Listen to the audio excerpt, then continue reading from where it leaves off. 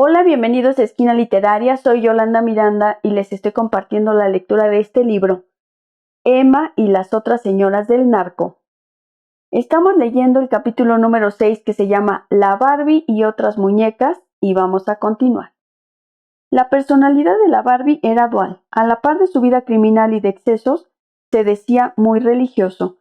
Era devoto de la Virgen de Guadalupe. En todas sus casas había una imagen de ella y se persignaba todas las mañanas.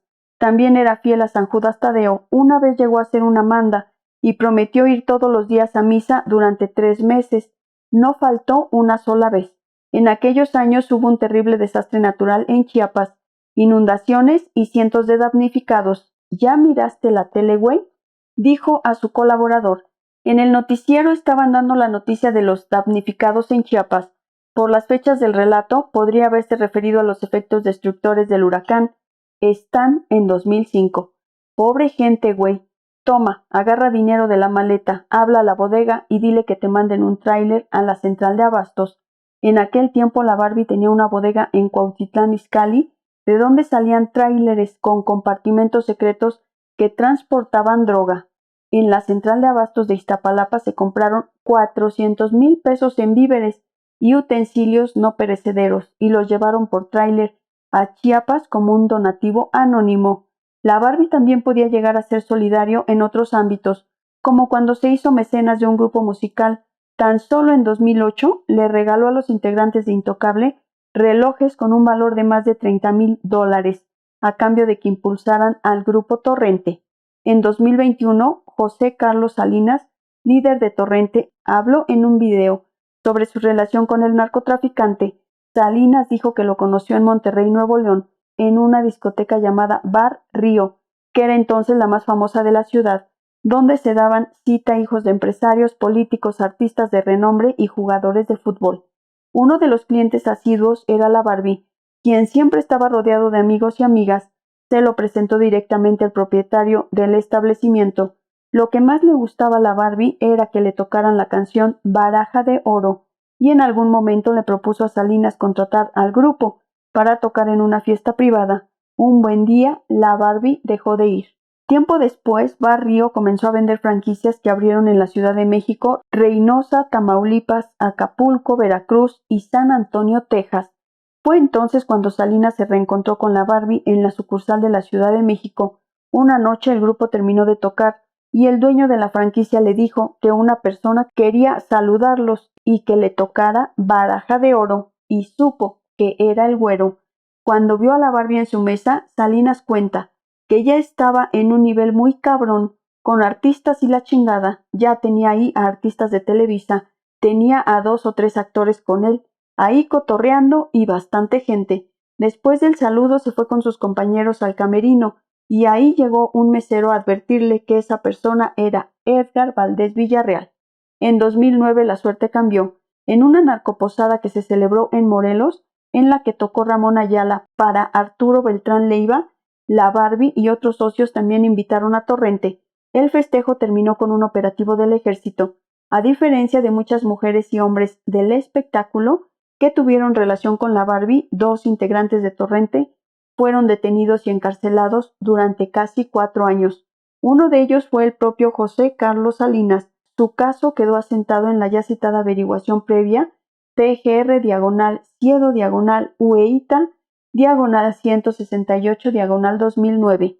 El delito más grande que yo pude haber cometido es haber sido compositor y componerles canciones. A mí me pedían que les compusiera una canción para su esposa y yo la componía, o para su novia, o un corrido, y debo admitir que siempre se portó con madre con nosotros. Nunca nos trató mal, siempre fue un caballero, dijo sobre la Barbie. En su declaración ministerial registrada en el expediente abierto en 2009 en la PGR, José Carlos Salinas declaró que también conoció al actor Sergio Mayer, quien ya se subía a cantar con nosotros y también nos ayudó en Televisa. También sé que Sergio es amigo de Edgar Valdés Villarreal, la Barbie o el güero. José Carlos estuvo 4 años en prisión. A Sergio Mayer, el partido Morena lo hizo diputado. A inicios de 2008 estalló una guerra entre cárteles que cambiaría para siempre la vida de Priscila. La federación se deshizo Ismael Zambada y Joaquín Guzmán rompieron su alianza con los Beltrán Leiva y con Vicente Carrillo Fuentes, del Cártel de Juárez, y se desató una masacre a escala nacional. La Secretaría de Seguridad Pública que comandaba Genaro García Luna y que había protegido a todos prácticamente por igual, se le volteó a la Barbie y se quedaron del lado del Cártel de Sinaloa.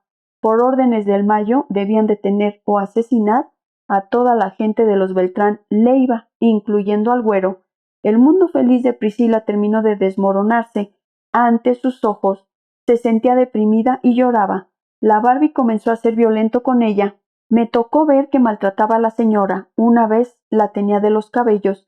Ella estaba sentada en un banco de la isla de la cocina llorando. A él le valió madre y siguió hasta donde quiso. Ella estaba llore y llore por el dolor y la pena, porque fue delante de mí y del chef, narró uno de los testigos. Más tarde ella se disculpó conmigo y me dijo que tenía mucha pena y volvió a llorar. Me dijo que se había enojado porque le reclamó de las chicles. Además empezó a restringirle más las salidas y la tenía vigilada todo el tiempo. Sería por la tensión que le causaban las dificultades en sus sangrientos negocios o por la desconfianza de que Priscila por celos pudiera delatarlo. Para no aburrirse, ella se escapaba e iba de compras a Santa Fe. Adquiría ropa, bolsos, maquillaje, joyas, puro Gucci, Louis Vuitton, Chanel, que terminaba usando solo entre las cuatro paredes de su casa. La Barbie incluso comenzó a restringirle el dinero.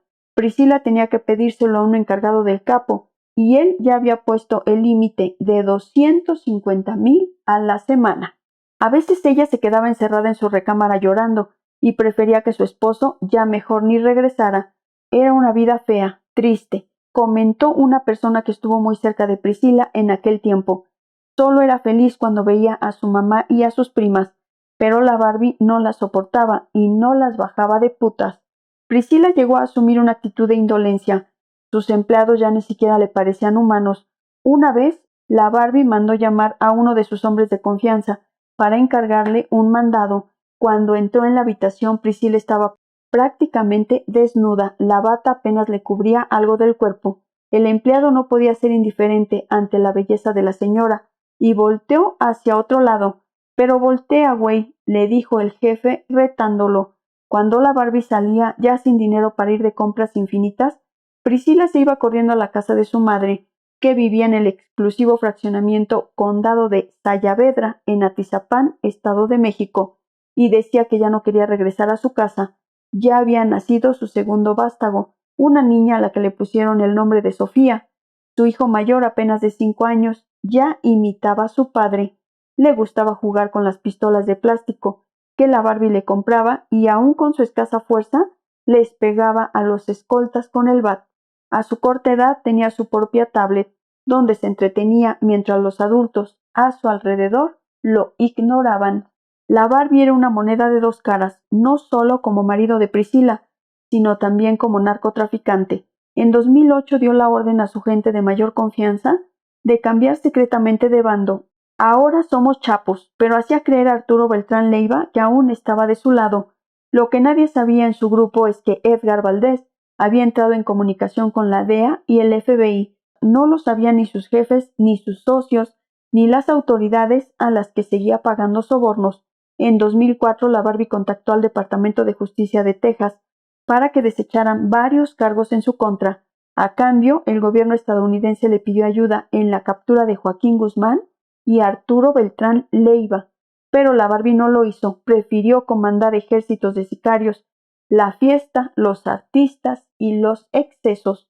Sin embargo, en 2008 cambió de opinión, cuando ocurrió la ruptura de la Federación, quizás calculando que en esa guerra todos perderían, volvió a contactar al gobierno estadounidense. De 2008 a 2010 fue informante de la oficina de la DEA en San Antonio y del FBI en su base de McAllen y en la Embajada de Estados Unidos en México.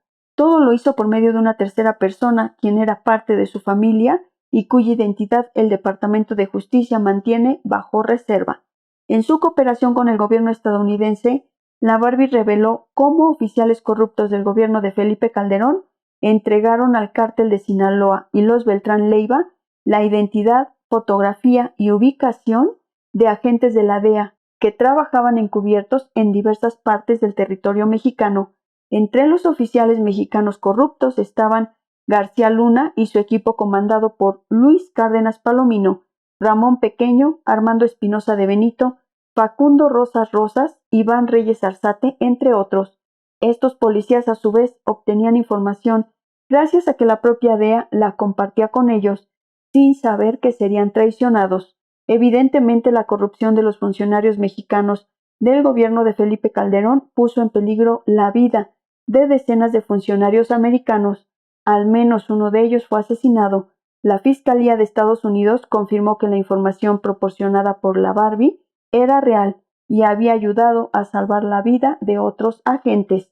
Una de las colaboraciones que la propia Barbie se adjudicó fue haber revelado datos que derivaron en el operativo que llevó a cabo la Marina en diciembre de 2009, en el cual fue abatido Arturo Beltrán Leiva, con quien la Barbie trabajó durante años y, según testigos, se estimaban como padre e hijo. Vicente Zambada Niebla, el hijo del Mayo, también se adjudicó haber colaborado con el gobierno de Estados Unidos para asesinar al Barbas.